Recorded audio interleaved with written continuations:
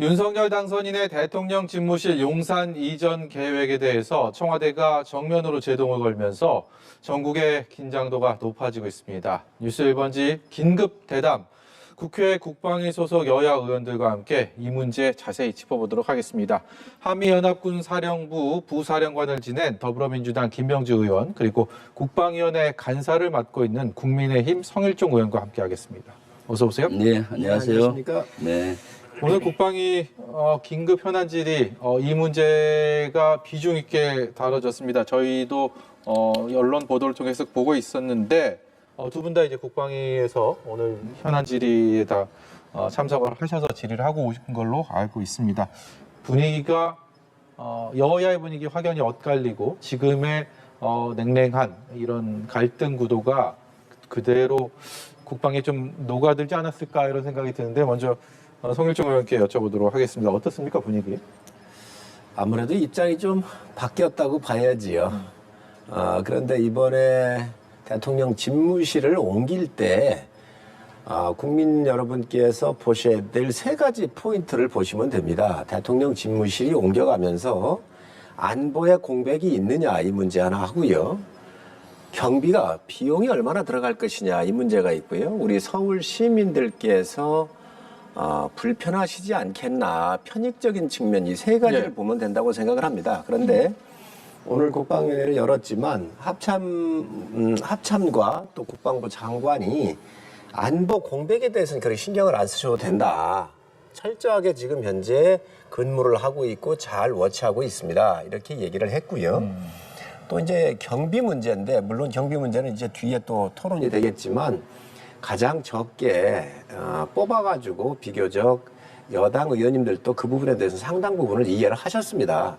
이제 또 그러면 이제 세 번째로는 우리 시민들의 불편한 문제인데 이제 공관을 한남동에 있는 육군 참모총장의 공관을 당선자께서 쓰시게 될 텐데 신호등이 2개인가 있습니다. 그래서 신호등을 다 받고 와도 5분 거리이고 신호등을 스마트 요즘 다 경호로지 않습니까? 그래서 오는데 한 2, 3분이면 도착을 하기 때문에 생각보다는 상당히 가벼울 것이라고 생각을 합니다.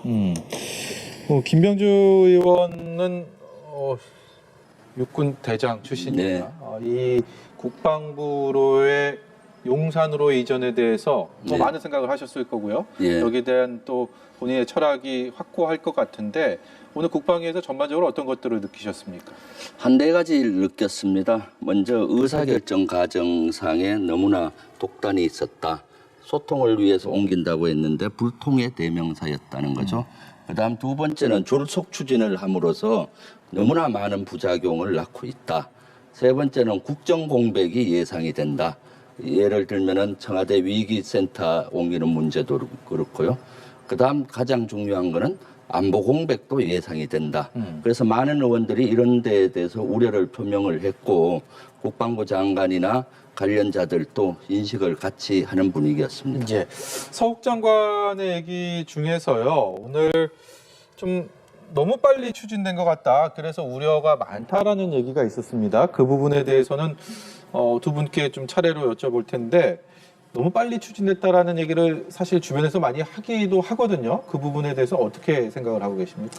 지금 바로 우리 김병주 의원님 말씀하신 게 의사결정 과정에 대해서 국민 여론 수렴 과정이 조금 부족한 부분 아니냐 이렇게 말씀을 하셨는데 그건 전 인정합니다. 그 부분에 대해서는 야당이 문제 삼을 수 있다고 보고요. 그런데 대통령 집무실을 이전하는 겁니다. 그리고 이거는 1월 달에 대통령 후보로서 당선자께서 공약을 하셨고 2월부터 이 스터디가 이루어졌어요. 그런데 그동안 30년 동안 김영삼 대통령 때부터 6명의 대통령이 집무실을 나오려고 그랬던 거 아닙니까? 그런데 광화문 내에서만 검토가 이루어졌었던 것이죠. 그런데 저희가 이번에는 용산까지 확대를 한 거예요. 그래서 광화문은 도저히 안 됩니다. 광화문으로 우리가 이 공사를 하게 되면 약 1,000억 가까이 들어갈 뿐더러 지하 빵카가 없기 때문에 유사시에 대통령이 지휘할 수가 없습니다. 그렇기 때문에 용산을 보니까 용산은 군시설이잖아요. 상당히 인프라가 다 돼 있고 뭐 청와대하고 똑같이 지금 현재 그런 위기적 상황이 같이 작동되고 있기 때문에 합참이 있는 곳이기 때문에 이곳을 선정을 하게 됐었었죠. 그런데 이런 부분들을 이게 저희가 들어가서 공론화하고 하면 찬반이 붙고 여러 가지 어려움이 있기 때문에 이 부분에 대해서는 당선자께서 결단사항으로 갈 수밖에 없었다. 그래서 불통이라고 하는 부분에 대해서 야당에서 문제를 제기할 수 있지만 또 그건 저희가 당연히 받아야 되고요. 그러나 이것은 대통령 당선자의 결단으로 들어가기 전에 하지를 않으면 들어가면 또 주저앉아가지고 그동안 못했던 그런 과거 선례가 있기 때문에 예.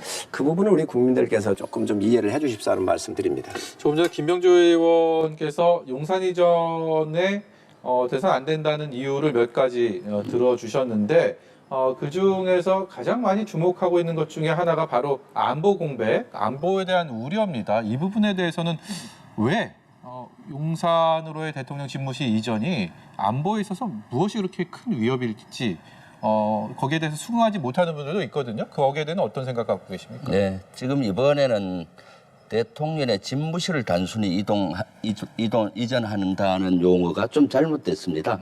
국가 컨트롤 타워가 이동하는 거고요. 전쟁 지도부가 재편성되는 겁니다. 그러니까 국가의 아주 큰 대사입니다. 여기에서는 빈틈이 하나도 없어야 되는데도 불구하고 졸속으로 추진하다 보니까 현재 청와대가 있을 때의 방호 시스템이라든가 공중에서의 보호책이라든가 또 지휘 통제 체제를 갖추지 못한 상태에서 가다 보니까 허점이 생길 수밖에 없는 것이죠. 예를 들면은 공중에서도 통제가 돼야 되는 겁니다. 위협은 공중에서도 있잖아요. 그러면 공역 통제를 하고 방공 기지도 만들어야 되는데 그런 걸 만들지 않고 가겠다는 거 아닙니까? 그럼 당연히 그 위협이 되는 것이죠. 그래서 테러도 위협이 되는 거고 경호 경비에도 문제가 되는 거죠. 대통령의 안위는 국가 안위와 직결됩니다. 네. 그런 것들이 대표적인 거고요. 또 한남동에 간제를 쓴다고 하잖아요. 거기는 더 취약합니다. 그런 가운데서 보강을 안 한 상태에서 간다는 것은 곧 대통령의 안위와 직결이 되고 국가 안보 공백으로 이어질 수밖에 없는 것이죠. 안보에 취약하다. 지금 우리 김 의원님 말씀하시는데 내용이 그렇지 않습니다. 왜 그러냐면 지금 청와대에 들어가서 근무할 때도 방어 체계가 똑같고요. 오히려 청와대를 둘러싸고 있는 산 속에 있기 때문에 경찰 병력이든 군 병력이든 촘촘하게 더더욱 어렵습니다. 그런데 백화토로 용산으로 나오면 이게 다 보이는 공간이기 때문에 오히려 경호 인력이나 이런 것들이 훨씬 준다는 말씀을 드리고 지금 방공기지에 대해서 얘기를 하시는데 옛날에 저 항공기를 떨어뜨리기 위해서 저 옥상 같은 데 설치했었던 이런 대공화기는 대개 한 2km밖에 못 나갔거든요. 근데 무기가 발달을 하면서 지금 미사일로 다 지금 상당 부분 몇십 킬로씩 쏘아 올려가지고 방어 체계를 갖추고 있잖아요. 그래서 이미 서울도 그런 체계가 갖춰져 있습니다. 그래서 추가적으로 이런 것을 더 할 필요가 없이 충분히 가능하다라고는 전문가들의 결론이 다 낸 것이고요. 또 특히 저희 당의 신원식 의원 같은 경우는 15년간을 국방부 합참 수방사에서 근무하신 분입니다. 이런 전문가들이 다 판단을 해서 전혀 문제가 없다고 하는 거기 때문에 이 안보 공백에 대해서는 아까 국방부 장관께서도 걱정을 안 하셔도 된다 얘기를 했고 오히려 신권력과 구권력이 협력을 하는 것이 이 안보 공백을 더 없이 잘 갈 수 있다 이런 이야기를 했습니다. 아까 국방부 장관이 얘기한 것은 방공 체계를 다시 정비해야 된다. 공중 공역 통제도 다시 해야 된다라고 분명히 얘기를 했습니다. 그런 보완 없이는 취약할 수밖에 없는 것이죠. 예. 지금 공중 공역 통제를 얘기를 하시는데 지금 청와대를 중심으로 해서 반지름이 8.4km 정도 빙 둘러가지고 여기를 통제하고 있습니다. 그리고 또 그 안쪽으로 오면 3.7km를 A구역이라고 해서 또 통제를 하고 있거든요. 무조건 이 A구역에 들어오면 무인 헬기가 됐든 비행기 같은 경우 못 들어오게 돼 있죠. 그래서 이번에 용산으로 오면서 3.7km 정도의 A구역이 그대로 이전하는 것이고요. 나머지 넓게 있는 부분을 풀기 때문에 예. 종로라든지 이런 쪽에 상권이 활성화가 되고 또 건물들이 올라가면서 많은 수혜가 일어나게 될 겁니다. 이러한 경제적으로 큰 부가가치가 다시 재창출될 수 있다라고 하는 것도 굉장히 큰 장점입니다.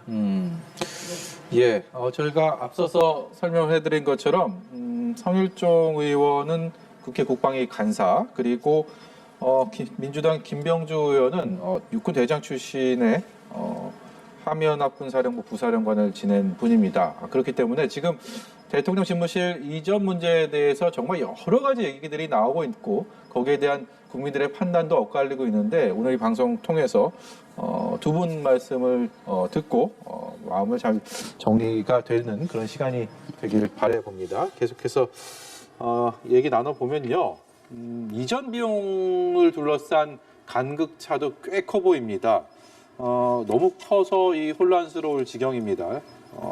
민주당에서는 1조 원 얘기까지 나오고 있고 인수위에서는 애초에 490억 정도 그리고 또 국방부에서는 5천억 얘기가 나오고 있고 어느 기준에 따라서 어떻게 이렇게 책정이 됐는지 그것이 어디에 또 중점적으로 또 봐야 되는지 정말 혼란스러운데요. 거기에 대해서 먼저 김병주 의원께 여쭤보도록 하겠습니다. 네. 이전 비용에 대해서는 뭐가 문제고 왜 이렇게 차이가 많이 나는 겁니까? 네, 지금 인수위에서 낸 것은 단순히 이사 비용 그리고 최소의 그 인테리어 하는 비용입니다. 예. 지금 국가의 큰 그 국가 컨트롤 타워를 이동하고 전쟁 지도부를 이동할 때는 여러 단계로 진행이 되는 거죠. 임시 방편적으로 이사를 하고 그것을 2단계는 정상화해야 되고요. 그 다음에 지금 흩어진 여러 시설들을 다시 신축을 해야 되잖아요. 신축까지 가야 되고 그 다음에 이제 청와대 앞을 국방부 앞을 공원화하려면 공원화하는 예산까지 들죠. 지금 인수위에서는 1단계만 제시한 겁니다. 저는 최소한 3단계까지 제시한 거고요. 그 흩어진 것을 신축하는 것까지 예상한 거고 공원화하는 것까지는 빠졌습니다. 공원화해서 지금 그 윤석열 당선인이 브리핑을 조감들 보고 앞에 쫙 잔디가 있는 그런 걸 보였잖아요. 네. 그렇게 하려면은 아마 1조가 아니라 천문학적인 수가 들어갈 겁니다. 그리고 기간도 3년에서 5년 걸리는 것이죠. 예. 예. 지금 민주당에서 낸 이 비용 추계는 정말 잘못된 겁니다. 그래서 이거를 저희가 분명히 말씀을 드렸는데 국방부 지금 용산 기지 내에 여러 빌딩이 있습니다. 그래서 새로 신축하는 게 현재는 없습니다. 기존에 있는 건물들을 공간 재조정하는 거예요. 그래서 국방부 건물이 합참으로 들어가고요. 합참 내 나머지 부분은 다른 빌딩으로 약간씩 구조조정을 하는 거예요. 그러고 나서 합참은 원래 이 합참은 왜 용산에 있었느냐. 한미연합사령부가 용산에 있었기 때문에 시너지 효과를 내기 위해서 둘이 같이 있었던 거잖아요.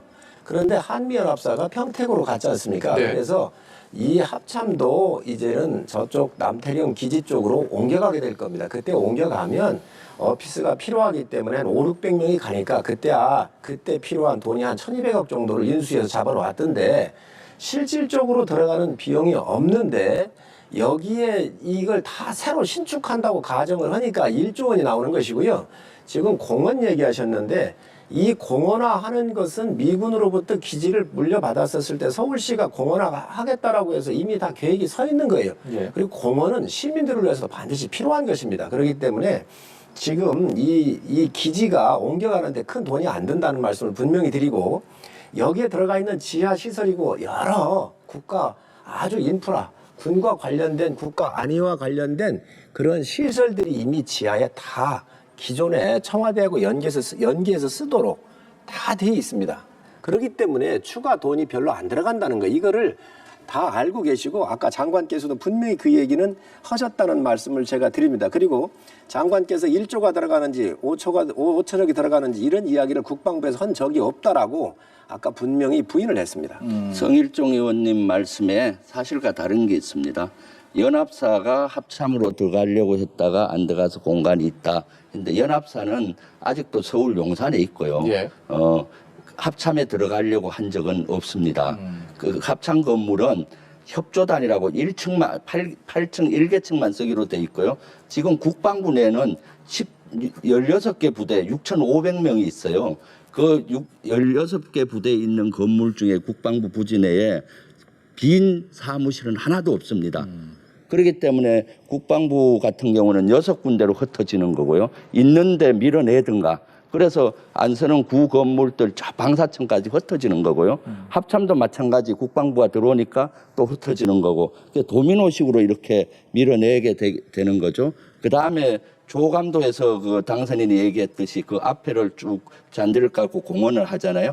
국방부 앞에는 많은 건물이 있습니다. 거기 그 시설본부도 있고 서울지소도 있고 통신단도 있고 헬기장도 있어요. 그럼 그렇게 하려면 그거를 다 제거를 하고 해야 되거든요. 그럼 그거를 어떻게 합니까? 다시 또 지어줘야 되는 거고요. 예. 그리고 구방사청 자리로 국방부 시설본부라든가 많은 부대가 들어가요. 구방사청 자리는 후암동에 있는데 그것은 용산공원화 기지로 편입돼 있기 때문에 지금 폐건물들이 많아요. 예. 2, 3년이 되면은 다 공원화돼야 됩니다. 그런 데는 다시 신축을 해줘야 되는 거죠. 그래서 16개 부대 중에 지금 인수위에서 제시한 거는 합참에 대한 것만 얘기했어요. 합참을 이전하는데 1,200억 들겠다. 그거는 496억에도 포함이 안 됐고요.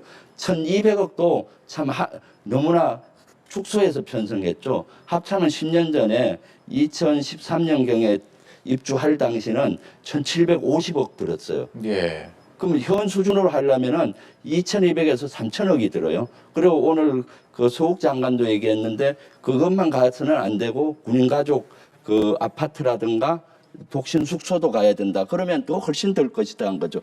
16개 부대 중에 하나 가는데도 4, 5천억이 드는 거예요. 나머지는 연쇄적으로 그렇게 해야 되는 거죠. 그렇기 때문에 이것은 사실은 이런 100년 대계를 할 때 마스터 플랜을 쫙 짜서 완전 공원화 단계까지 국가가 책임을 져줘야 되는 건데 이사 비용만 달랑 두고 나머지는 알아서 하라고 하니까 그 고통은 말단 병사들의 영향이 가는 것이죠. 지금 이렇게 해서는 국가라고 할 수가 없는 것이죠. 지금 저 김병주 의원님이 상당히 그 잘못 알고 계신 거예요.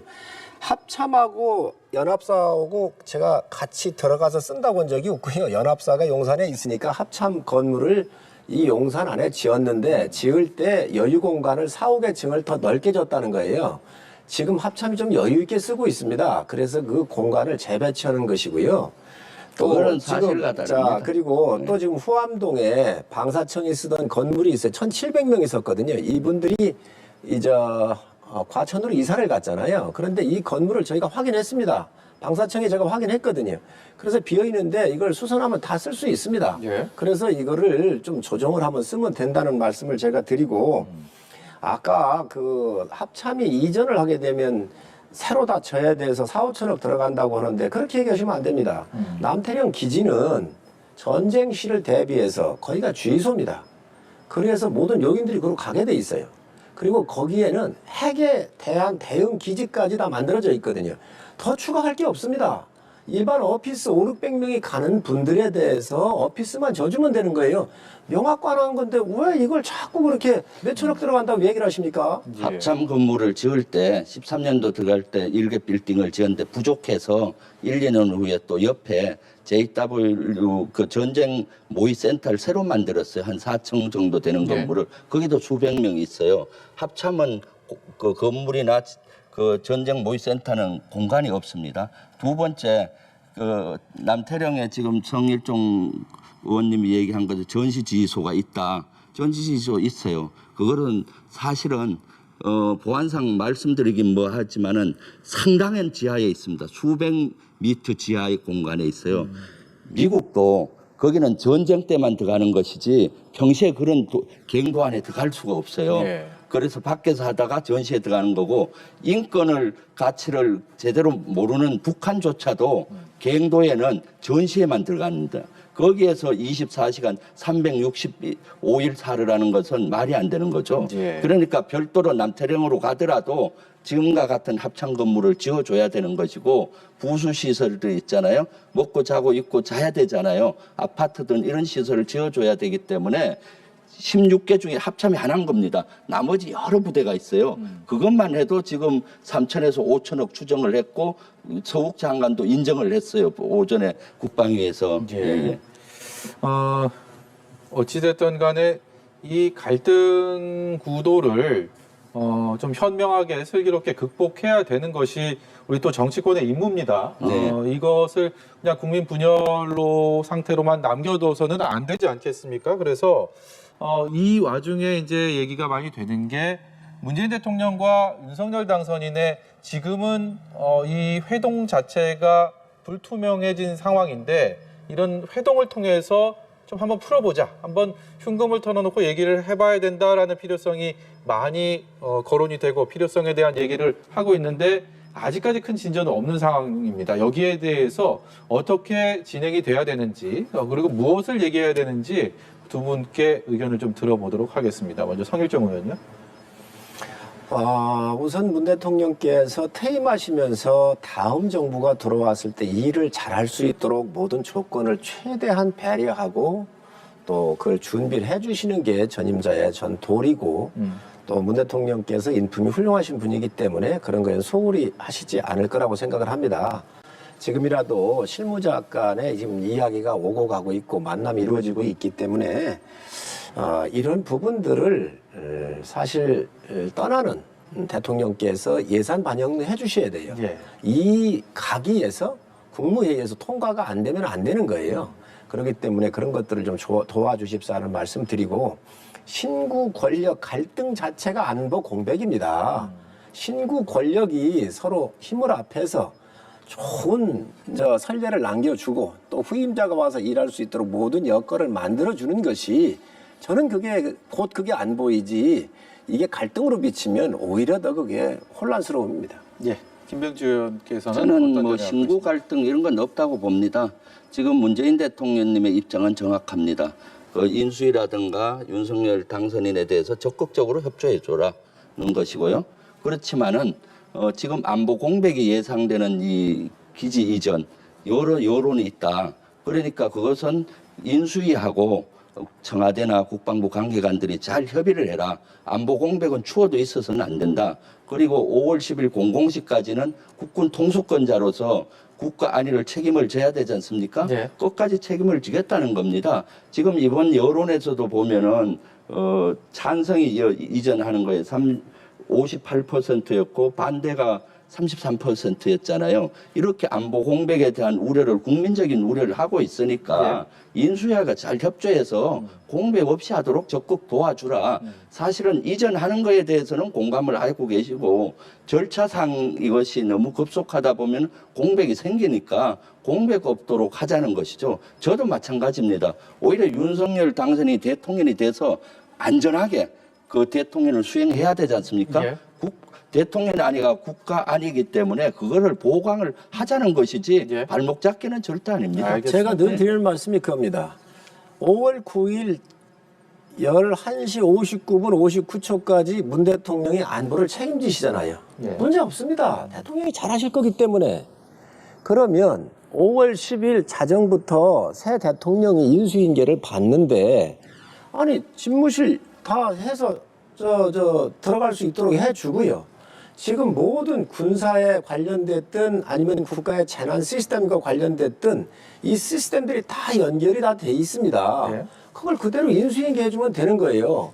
그런데 496억의 이 이사 비용을 달라고 그러는데 왜 이거를 강요 회의에서 이걸 통과를 안 시키냐는 거예요. 네. 아니 만나셔가지고 도와드리겠다. 또 당연히 이건 해야 되는 일 아닙니까? 그렇기 때문에 저는 이게 갈등 요소가 없는데 왜 안보 얘기를 꺼내느냐는 거지요. 그래서 5월 9일 자정까지는 문 대통령이 책임져야 안보에 공백이 없지 않습니까? 그러니까 안심하고 그때까지만 하시고 넘겨주십시오. 그러면 됩니다. 예. 지금 2달 사이에 이렇게 졸속으로 하게 되면은 필연적으로 안보와 국정 공백이 생기는 거죠.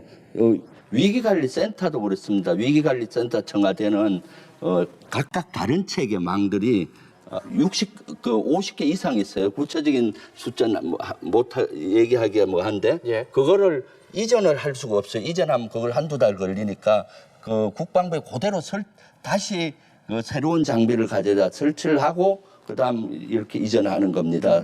그러니까 이런 설치하는데 3개월이 걸린다는 겁니다.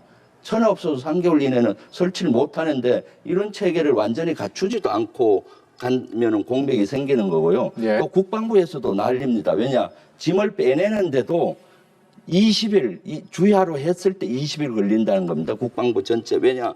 국방부는 보안상 문이 적습니다. 창문. 그래서 긴 사다리로 할 수가 없고 엘리베이터로만 해야 됩니다. 예. 짐 빼는 데만도 20일. 그러면 짐 들어가는 데도 20일. 그럼 제가 봤을 때 리모델링도 제대로 못하고 들어가기 때문에 그 자체가 안보 공백과 네. 국정 공백으로 연결되는 것이죠. 이런 것을 보강을 해서 가자는 것인데 그것이 뭐 잘못이겠습니까? 아니 그러니까 5월 9일까지 문 대통령께서 문제없이 일을 추진해 가실 거고 안보에 책임을 지실 거 아닙니까? 그러면 그 이후의 책임은 당선자가 취임하면서 지는 겁니다.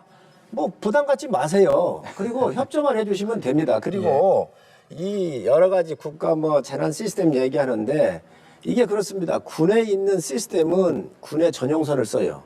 그러나 국가 재난 시스템 같은 경우 KT망을 쓰는데 이거 데이터 수신 장비 하나 가지고 가면 다 연결돼 있어서 짝만 그건 꽂으면 사실과 되는 겁니다.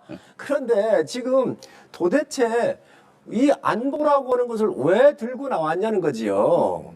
아무런 관련이 없는데 그럼 안보 5월 9일까지 잘 하시고 나가십시오. 그 이후에 문제 있으면 저희가 책임을 질게요. 예. 협의를 통해서 모쪼록 그 우리 국정 운영에 있어서의 아주 묘수를 찾기를 또 이 시간을 통해서 한번 곰곰이 생각해 보기를 바랬는데 다시 또 처음으로 돌아간 것 같습니다. 그만큼 정말 첨예한 지금 현안이고요. 또 다시 고민의 지점이 남는 것 같습니다. 두 분과의 말씀은 여기까지 듣도록 하겠습니다. 지금까지 민주당의 김병주 의원, 국민의힘 성일종 의원이었습니다. 오늘 말씀 고맙습니다. 네, 감사합니다.